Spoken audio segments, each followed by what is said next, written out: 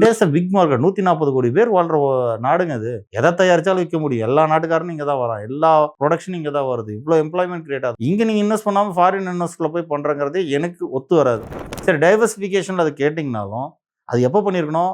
US market கீழே கிடக்கும்போது நம்ம போய் பண்ணியிருக்கோம். இப்போ வந்து பார்த்தீங்கன்னா நிறைய புரோக்கர்ஸ் வந்து அதை புஷ் பண்ணுறாங்க.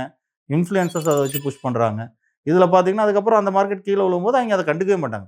எப்படி போன 2025 எடுத்துங்க, என்ன நடந்துச்சு? கோல்டு வந்து பயங்கரமாக பிச்சுக்கிட்டு மேலே போச்சு.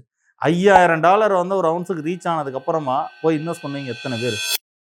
எனக்கு தெரிஞ்சு பார்த்தீங்கன்னா ஒரு 100, 120 பேர், 150 பேர் வந்து பார்த்தீங்கன்னா $5000 வந்துருச்சு அப்படிங்கிறதுக்கப்புறம் தெரிஞ்சு போய் இன்வெஸ்ட் பண்ணாங்க. அங்கேருந்து 5500 போச்சு.